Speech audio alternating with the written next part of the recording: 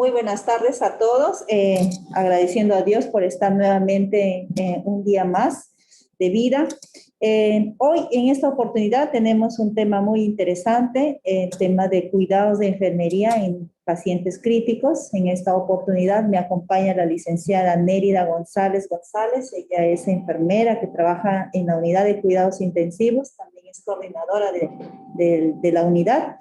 Darles la bienvenida, licenciada, gracias por estar con nosotros, gracias por querer compartir sus conocimientos y bueno, pues vamos a escuchar de a ella sobre este tema tan importante en este tiempo de la pandemia, donde el rol de la enfermería, pues en el manejo de ello es muy importante. Bueno, licenciada, que tenga usted muy buenas tardes y bienvenida nuevamente a nuestra semana de educación continua en nuestro hospital Tarapoto. Gracias.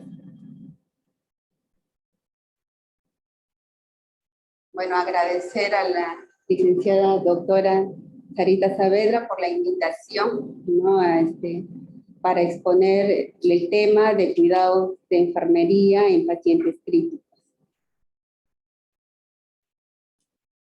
Antes de hablar sobre los cuidados de enfermería en pacientes críticos, tenemos que saber qué es un paciente crítico, ¿no? Entonces, el paciente crítico es aquella persona que tiene una patología y que está afectado uno o más sistemas y que está en riesgo su vida, ¿no?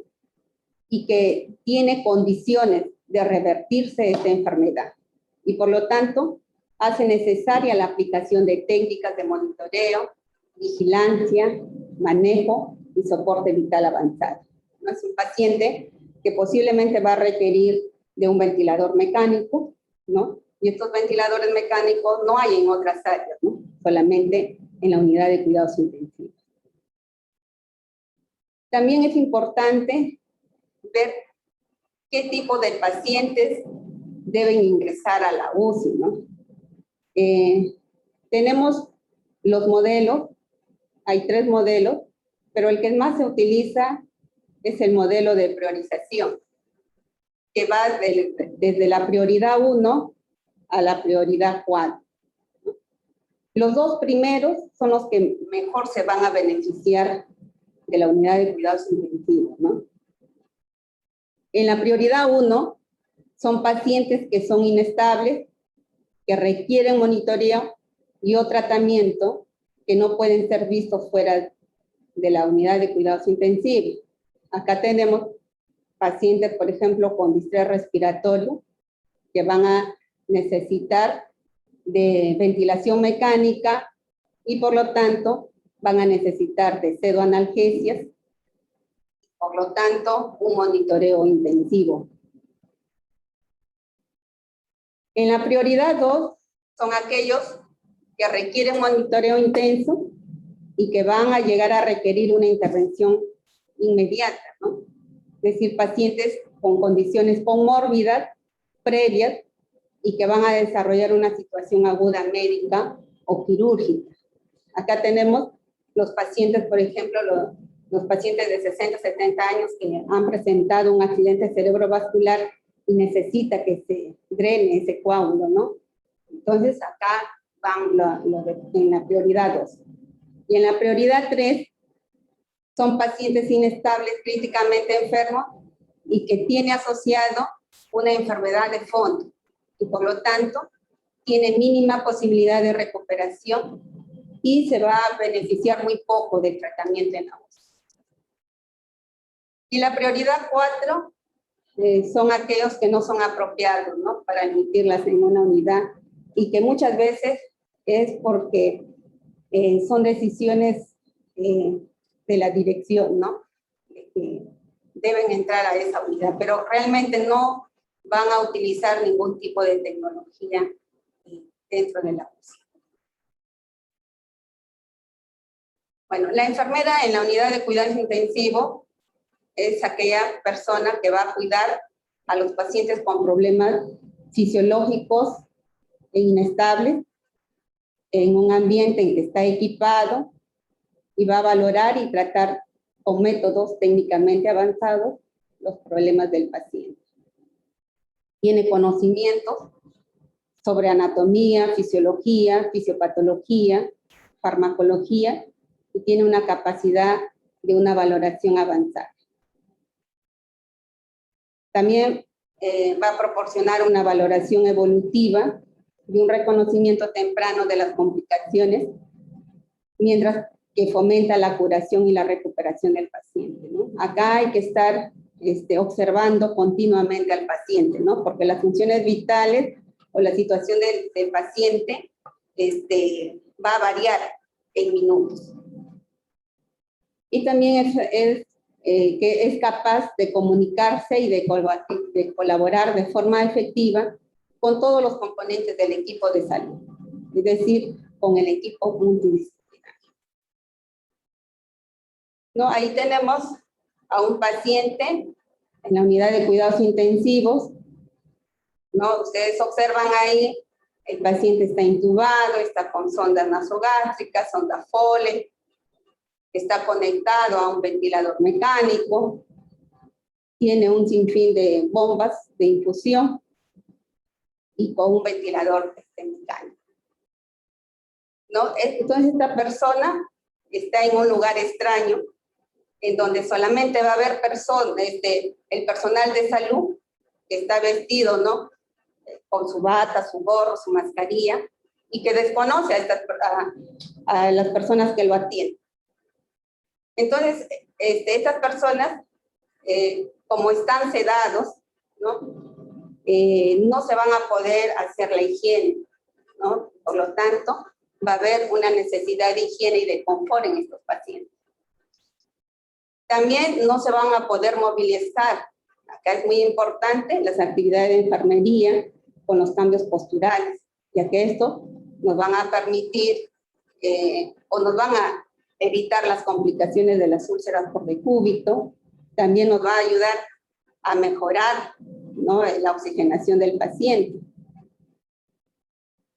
También la parte nutricional se va a ver afectada, ¿no? Entonces, por ello es muy importante la sonda nasogástrica para medir el residuo gástrico, para alimentar al paciente, ¿no? Y también van a tener problemas de sueño, ¿no? Porque las alarmas a veces suenan, ¿no? Y entonces el paciente, o la luz, como la luz está prendida, también es por eso un factor externo en el problema del sueño. También hay problemas de comunicación porque el paciente está con tubo endotraqueal, no se va a poder comunicar, ¿no? Pero tenemos que ver las partes subjetivas, ¿no? La frecuencia respiratoria, la frecuencia cardíaca, ¿no? Y parámetros que nos van a indicar si hay alguna molestia en el paciente. El paciente también presenta ansiedad porque está en un lugar extraño, no conoce cuál va a ser el pronóstico de su enfermedad.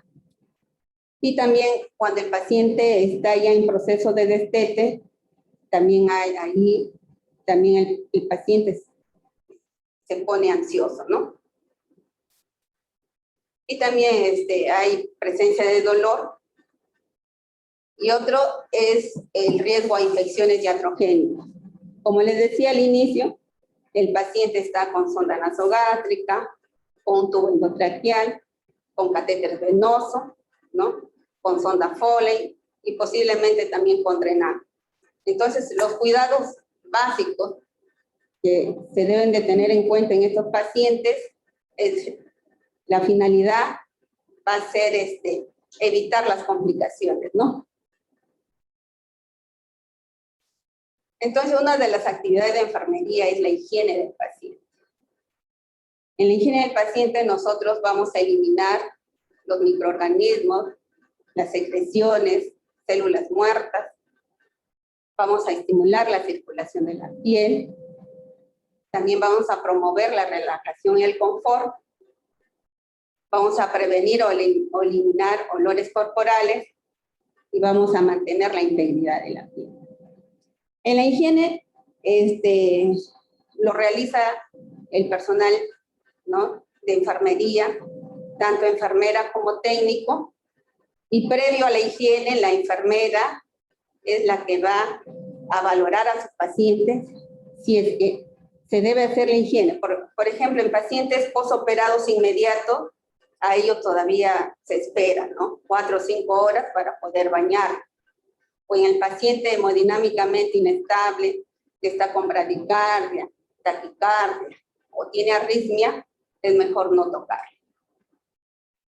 En cuanto a la higiene, también hay que poner énfasis en los ojos y en la boca. ¿No? En la boca nosotros tenemos microorganismos que cuando estamos sanos son benéficos, ¿no? Pero cuando el paciente está enfermo, está encamado por mucho tiempo, entonces estos microorganismos se vuelven patógenos. También el cuidado del oído, ¿no? Hay que hacer la limpieza, ¿no?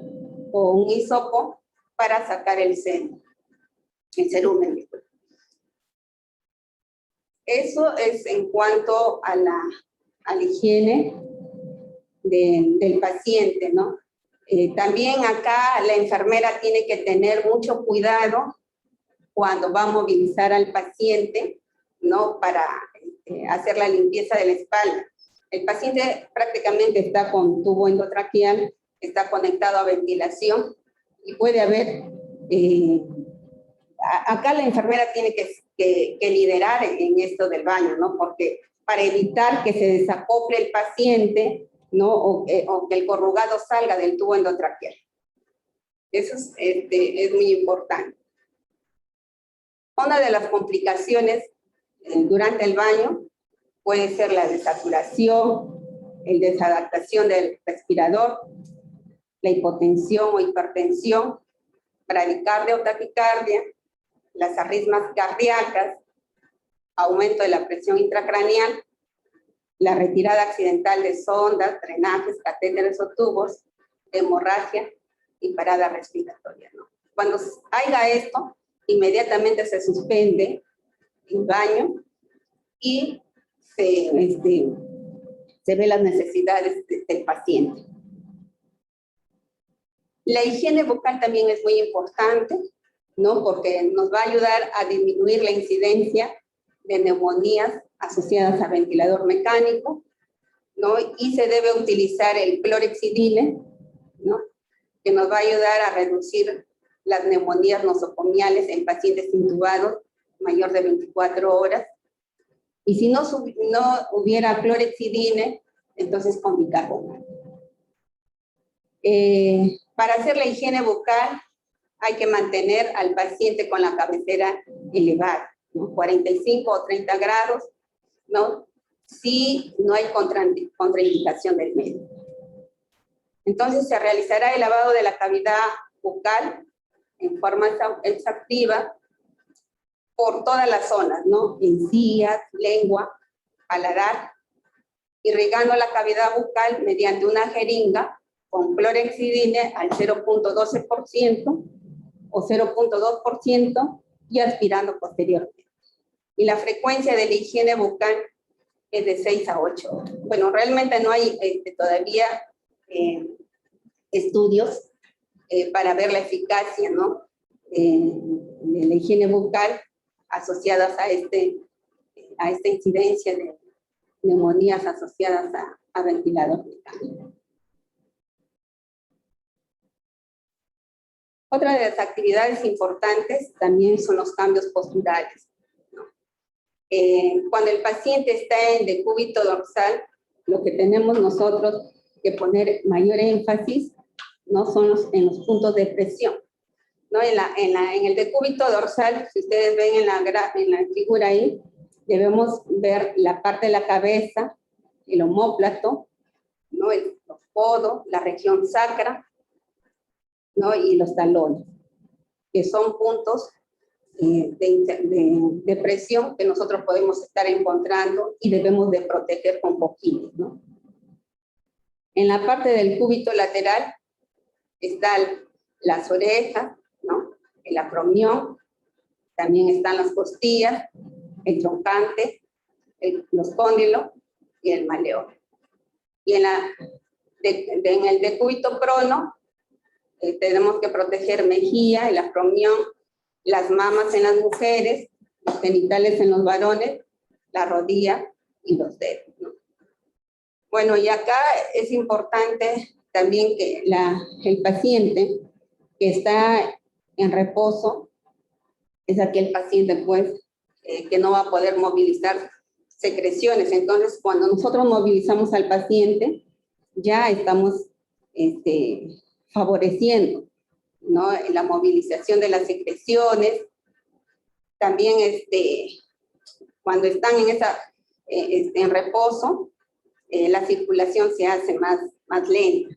Entonces, la inmovilización prolongada puede desencadenar atelectasia, infección respiratoria, embolias y trombosis, acidosis respiratoria, úlcera por presión, atrofia muscular, contracturas, estreñimiento y alteración de la nutrición.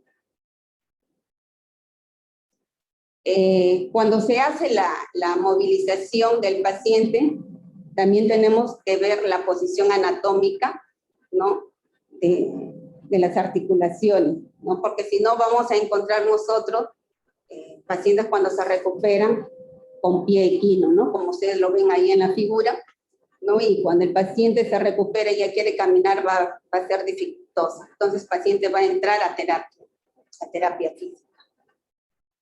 Bueno, en la UCI lo que se acostumbra es cuando ya el paciente ya se está recuperando, se hace interconsulta a rehabilitación para que les haga los ejercicios pasivos, ¿no?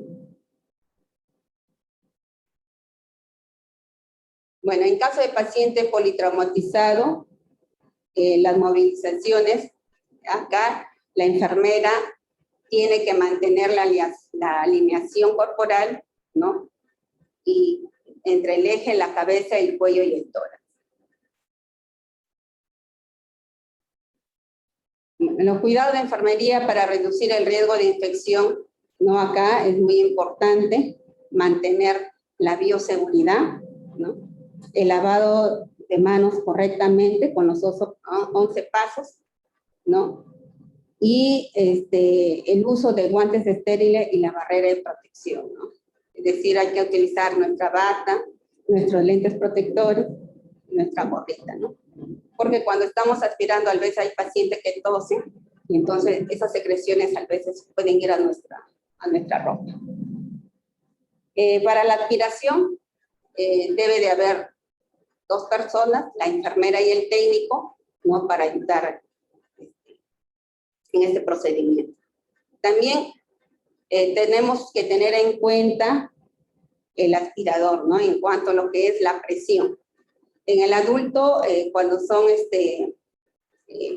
aspiradores fijos, la presión debe ser entre 80 a 120 milímetros de mercurio, en niños de 95 a 100 milímetros de mercurio y en neonatos de 50 a 95.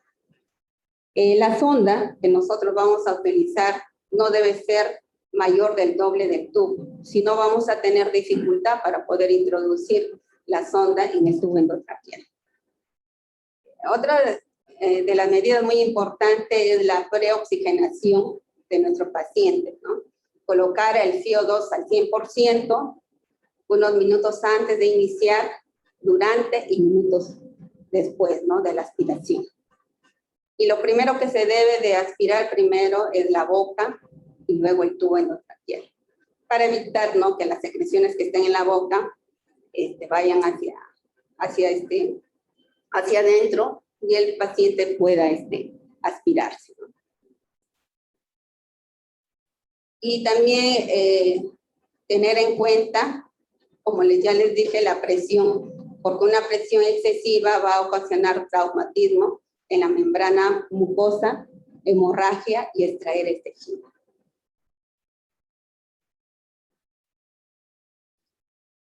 Bueno, también la posición del paciente, que debe ser en 45 grados o 30 grados, si es un paciente neurológico, ¿no?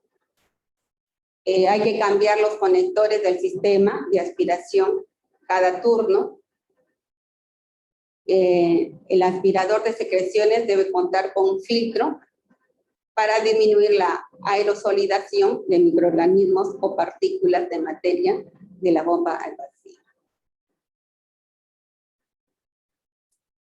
Como ya les he ido recalcando, la cavidad oral es muy importante, ¿no? La limpieza oral cada 6 u 8 horas con clorexidina. También debemos de verificar la presión del balón de neumotaponamiento, y esto se debe hacer cada turno, mañana, tarde y noche, y debemos mantener esta presión en 25 milímetros de mercurio. El filtro también tenemos que cambiarlo cada 24 o 48 horas, o también cuando hay secreciones o se observa que hay deterioro de la membrana. El uso de trampas de agua también se van a utilizar cuando nosotros utilicemos la humidificación activa. Si ustedes ven, ahí hay un frasco, ¿no? Entonces, ese frasquito viene a ser la humidificación activa, y la trampa de agua es ese frasquito pequeño que ustedes ven entre los dos corrugados, y debemos también estar observando que esos corrugados no se llenen de agua. También evitar las desconexiones innecesarias del circuito del ventilador. Como ya les decía, hay que estar verificando el balón de neumotaponamiento, mantener la vía de la sonda nasogástrica y evaluar la tolerancia gástrica. En cuanto al catéter venoso central, hay que hacer la curación diariamente, ¿no? Y estar valorando signos y síntomas de infección, como enrojecimiento, induración, calor y dolor en cada curación. Hacer el cambio del equipo de llave de triple vía y cambio del equipo de perfusión, que se realizarán 48 horas y cada vez que se precisa.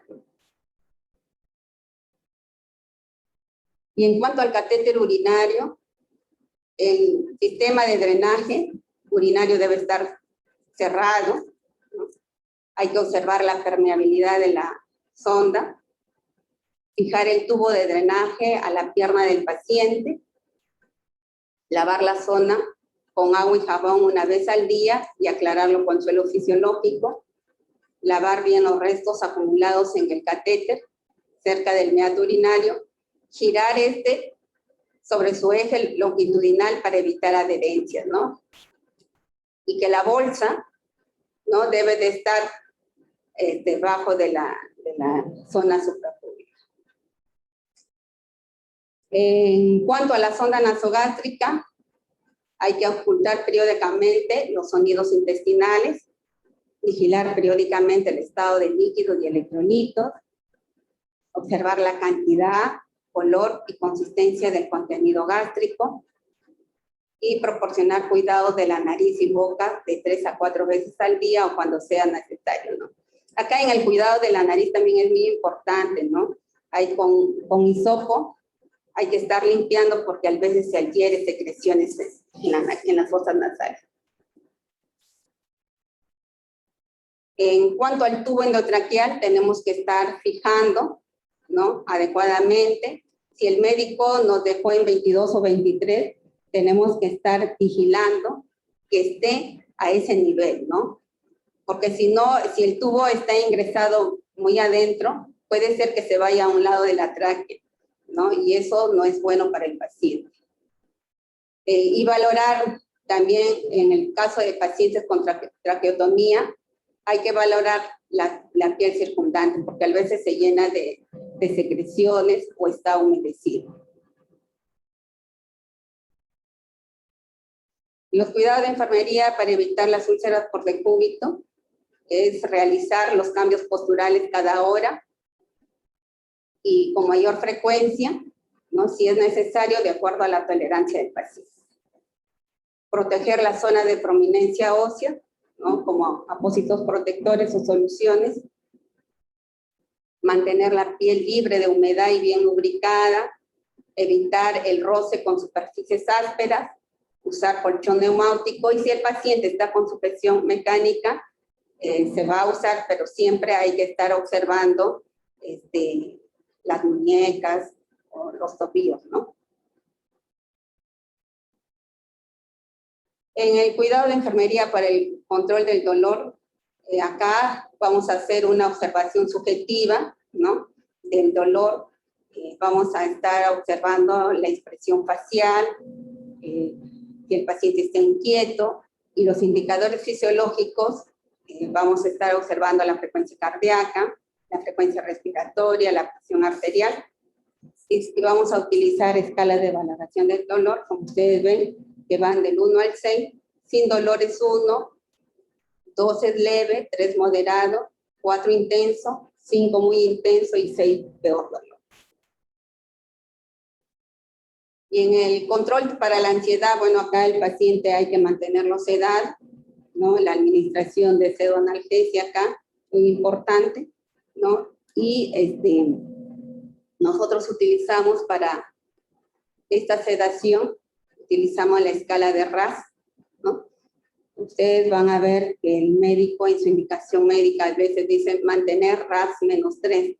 Entonces, cuando nos dicen así, es que el médico necesita que este paciente tenga una sedación moderada, ¿no? Es decir, está con movimiento o apertura ocular al llamado, ¿no? Pero no hay seguimiento con la mirada, ¿no? Y si es RAS -4, pues hablamos de una sedación profunda, y así vamos a ir valorando a nuestro paciente con esta escala de RAS. Eso es todo. Muchísimas gracias. Bien, gracias, licenciada. Si tuvieran ustedes alguna pregunta o alguna aportación, pueden ustedes también activar el icono de levantar la manito para poder participar.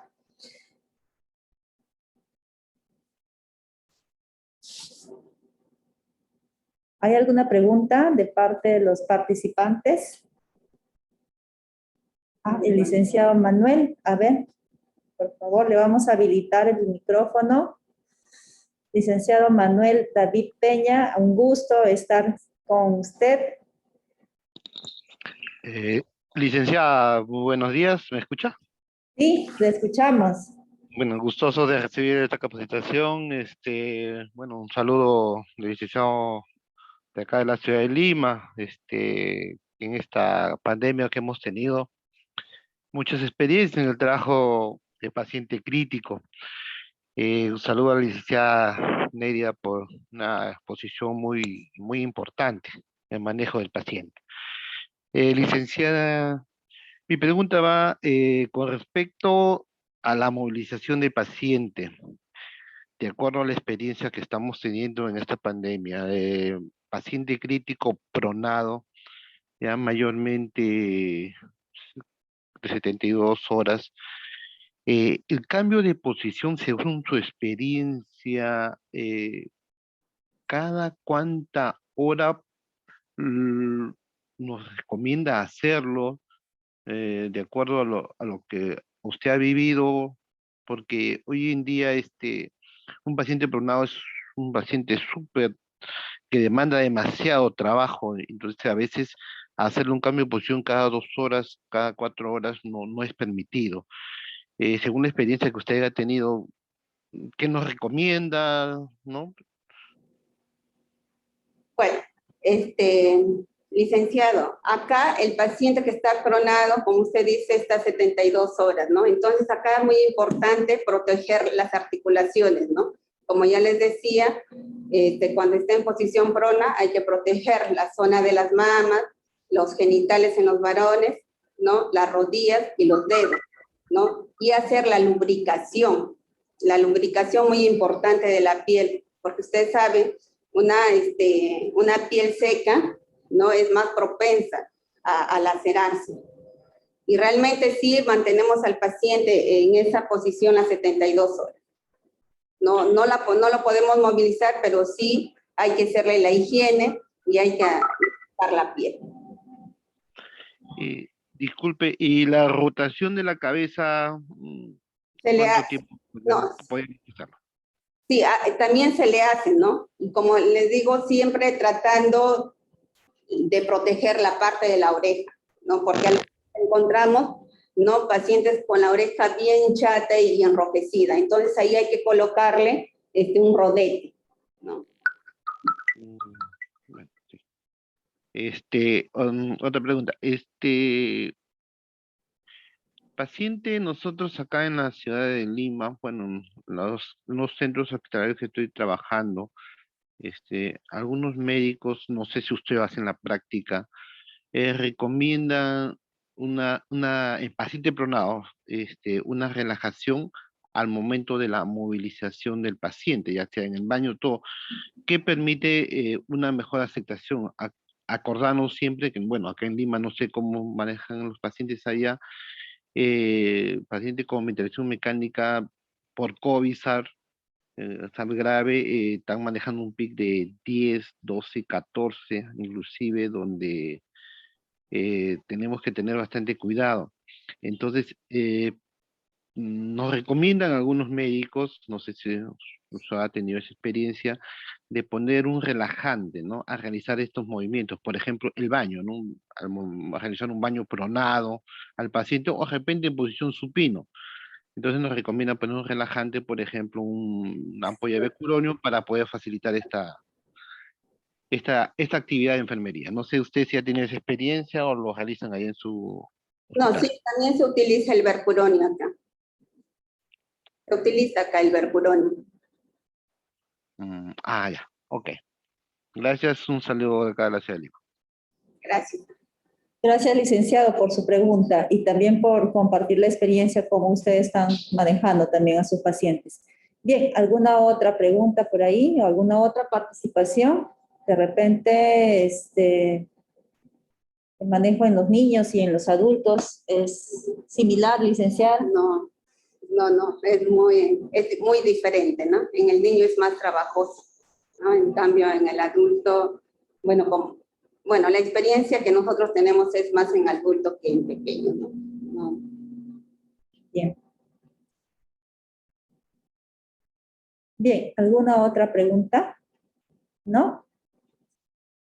Entonces, si no hubiera alguna otra pregunta, agradecemos la participación de cada uno de ustedes, agradecemos también la participación de la licenciada Nérida por esta brillante exposición. Y bueno, pues invitarles para la próxima semana, agradeciendo también al equipo de telemedicina, la oficina de informática y comunicación, que hace posible la transmisión también de esta ponencia. Bueno, que tengan ustedes muy buenas tardes.